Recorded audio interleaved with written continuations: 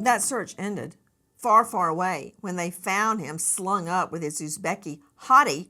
I wonder what made him finally come home. Did he run out of money, or was she not what he thought she would be? Was that it? Was she not all he dreamed? Whatever. He's busted now. I've just got to see him again. Let's roll Borgwarts. Good evening, it's Ryan Borgward. Today, hello, Matt. Today is November 11th. It's approximately 10 a.m. by you guys. I'm in my apartment. I am safe, secure, no problem. Hope this works. Safe, secure, no problem. Well, I don't know about that. Before I go back to Christina Awayo joining us from Salem News Channel, let me go to a shrink. And boy, do I need a shrink right now. To Dr. Judy Ho joining us. Dr. Judy, clinical forensic neuropsychologist, author of The New Rules of Attachment. And you can find her at drjudyho.com. Dr. Judy, thank you for being with us. After my fiance's murder, I had a recurrent dream. And the dream was that he wasn't really dead, that he was alive, and he just went on a walkabout, and that he came back. And in the dream, which happened over and over and over, I guess I was wrestling with his murder. I don't know what I was wrestling with. I'm just a shrink. I'm just a lawyer. I'm not a shrink, Dr. Judy. But how could his wife possibly reconcile this for so many days and nights?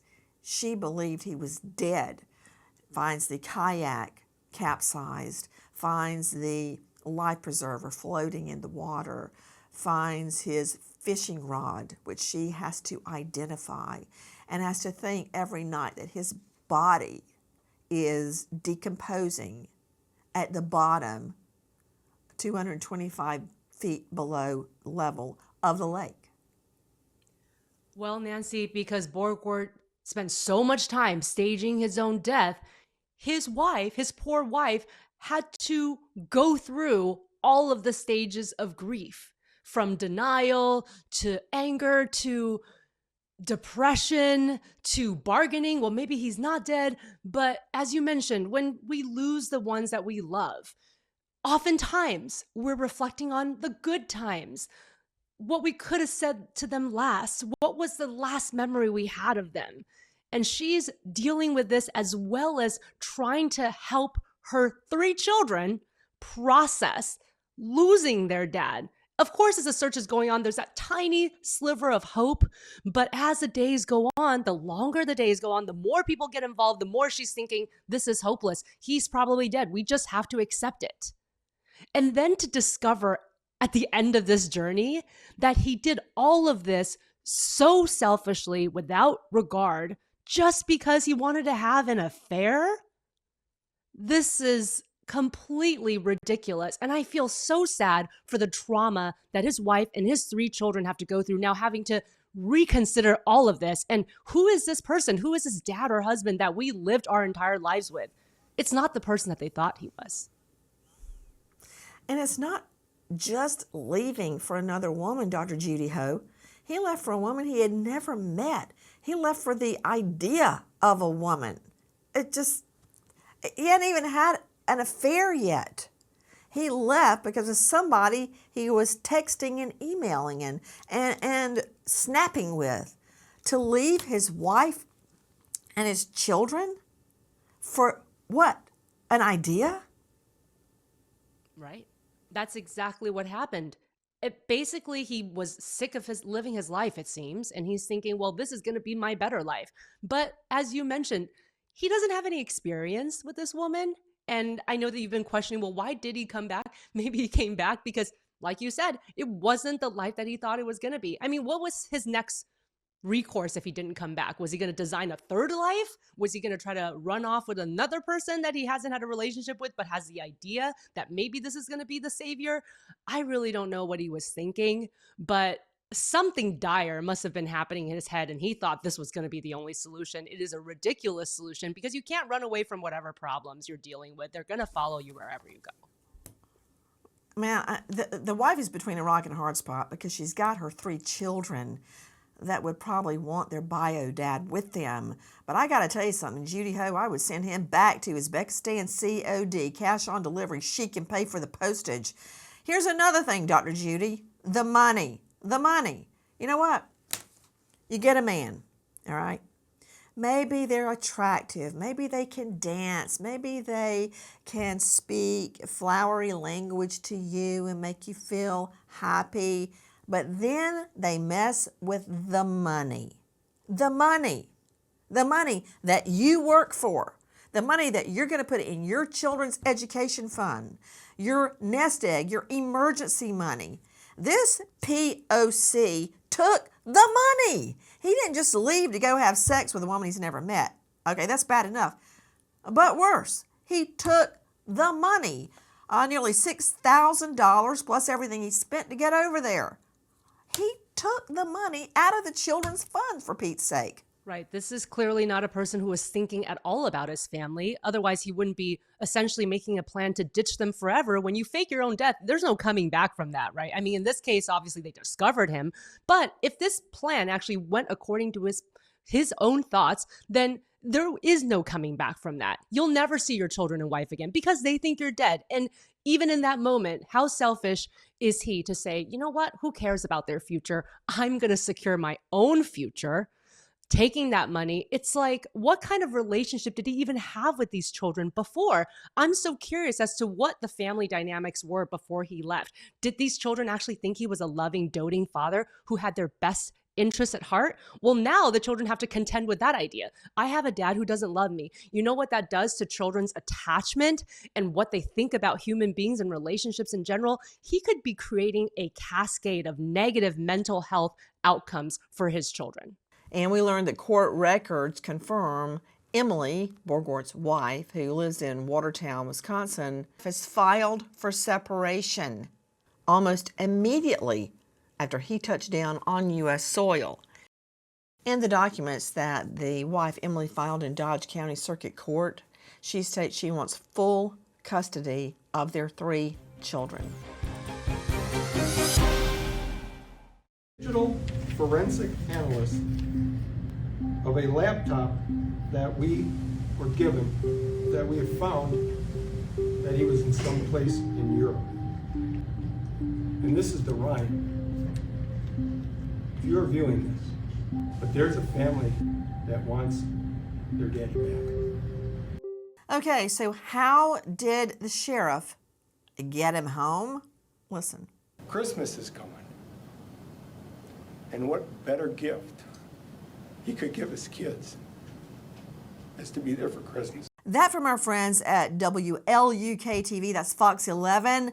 Well, Borgwart's has landed in a whole heap of trouble in court. Look. State of Wisconsin versus Ryan Borgwart. State appears by District Attorney Teresa Spisa. The defendant appears in person, in custody, and without an attorney. Sir, have you received a copy of the criminal complaint? Yes, Your Honor. Do you want me to read that to you or not? You don't have to, it's fine. Court will note to receive waiver of the reading. Obstructing an officer faces a maximum penalty of a $10,000 fine, 9 months in jail, or both. The court has reviewed the criminal complaint and does find probable cause for the charge. And there's more. Listen to this guy poor-mouthing. Sir, what do you want the court to set bond at? Those are the conditions you'll be released here today on. I had $20 in my wallet in the other room, so that's what I have. From our friends at WLUK-TV, that's Fox 11. What? He's got $20 in his wallet? I hope they don't ask the wife to pay his court fees. Straight back out to the national news anchor Salem News Channel. Ryan Borgwart in court. Those charges are not enough. I don't know who came up with those charges, but tell me what's happening now. Is it true he walked out on a $500 bond? That is true. And I thought the very same thing when I first saw the charges. This is not enough for what he did, what he put everybody through, how much money he cost the county. But yes, the judge gave him a $500 bond that he doesn't even have to pay unless he misses any court hearings. So what was interesting about that court hearing too, we talk about the emotional family impact of all of this, is his parents were in that courtroom. However, they didn't speak to him. He was let out through one set of doors by the bailiffs, and the parents were let out the back door to avoid the reporters. Of course, they probably didn't want to speak with them, but that emotional impact it's had on the family, apparently it looks like he might be speaking to his parents, but he definitely deserves more than a $500 bond, and he should have had to pay it, at least. And if he can, he should be behind bars. He should be able to sit back there and think about what he's done. He just got back from a vacation from Europe, essentially hanging out with a woman that he left his family for. He faked his own death for. He should have to sit behind bars for a little while and think about what he has done. So that bond should have been higher, and he should have been made to pay it. You know, I'm very curious. Christina, didn't the judge say he was not a flight risk? Which was also interesting. How is this guy that faked his own death? He planned it for 7 months at least. How is this man that faked his own death and took off to Europe, this intricate route of Greyhound buses and hopping flights to Paris? How is he not a flight risk? Is it because he has $20 in his pocket? How do we know he's not going to get money from this mystery woman overseas? How do we know he doesn't have a stash of money in those foreign accounts? We don't know any of this. So it doesn't make any sense to me that he is not a flight risk, considering that the very reason he's sitting in court is because he hopped out of the country. To Greg Morse, high-profile lawyer joining us out of Palm Beach, this is another issue. Of course, he can be prosecuted for insurance fraud.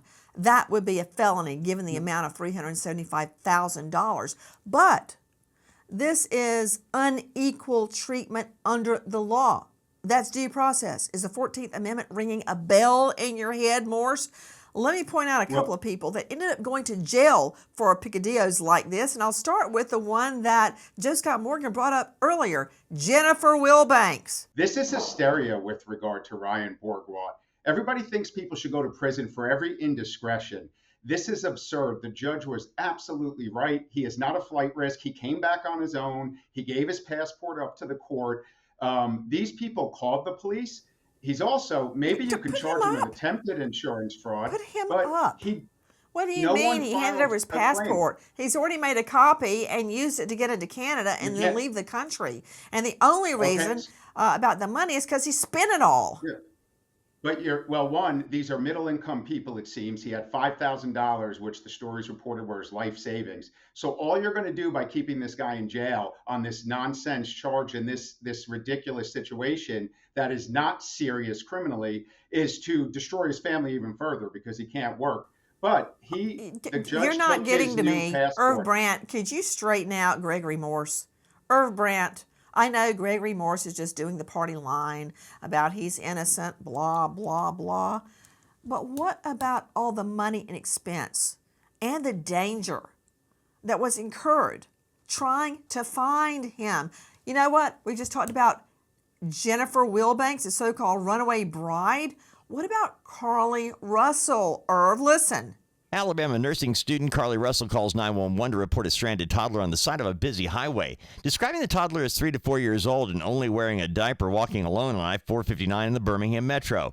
Russell then calls her brother's girlfriend, tells her she's watching the toddler until police arrive, but the call ends abruptly. Police arrive at the spot Russell called from and find her wig, cell phone, and purse on the roadway near the vehicle, but Carly Russell is gone. And we're learning, to top it all off, Emily, Borgward's wife, has filed for separation.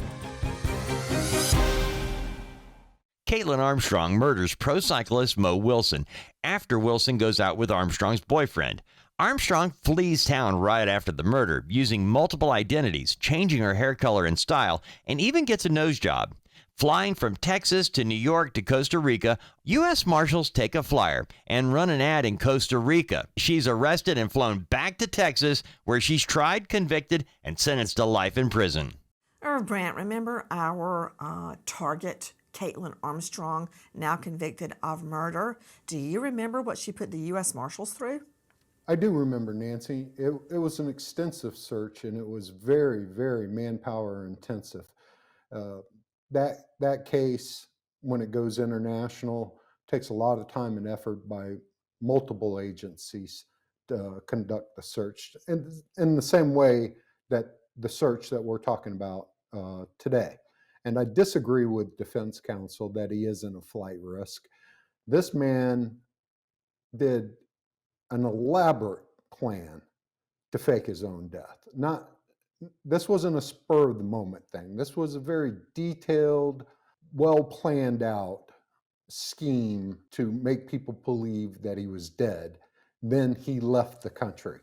So I to mean, say I'm that just he's thinking not, it through, Irv Brandt. Let me throw this to Judy Ho, clinical forensic neuropsychologist.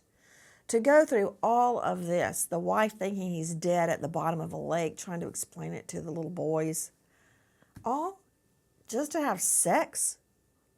It's just, it's mind-boggling that you would do that to your family and incur all the danger and expense to law enforcement trying to find him. And Nancy, we're trying to understand this from the perspectives of reasonable people. This is obviously not reasonable. This is an incredulous attempt to get away at a situation that you're not happy about. That's fine. You're not happy with your marriage, maybe. You're not happy right now being a father. You're going through a midlife crisis, whatever the case may be. This Oh is no, obviously not another man the worst having case a to handle midlife it. crisis. Ugh. Men in their midlife crises. I mean, you know what? Joe Scott Morgan, jumping off what Dr. Judy just said, but the degree of planning, the technical expertise, and you know, you've been on plenty of homicide or missing people investigations. You know what it's like. But then the stunner of finding out he's alive and well in some woman's bed in Uzbekistan, for Pete's sake. And catch this, Joe Scott, talk about evidence. He was apparently speaking to law enforcement on FaceTime every day. Yeah, to what degree do you want to try to disappear if you're not actually going to disappear? And he went to great lengths, Nancy. Remember, listen, I'll speak as a man here, carry a wallet, right? And he even sacrificed that. He leaves this behind in the tackle box in order to give the impression that credit cards, driver's license, his car keys, they're all gone. They're sinking to the bottom along allegedly with his body, which of course never pops up out of the water, which is something that we would be very interested in seeing if we were searching for a body that might be in a lake and it's not turning up. So you could smell a rat early on in this, but he did go to great lengths, Nancy, in order to try to facilitate this. But he wound up not being able to finish the deal relative to bring this to a conclusion. He didn't just fall off of the map here. And we've had a lot of cases over the years where people did actually fall off the map. Hell, there's people all out there right now that folks are still looking for. This guy did a miserable job at attempting to do this. And all along the way, he winds up destroying his children's lives, not to mention his wife's.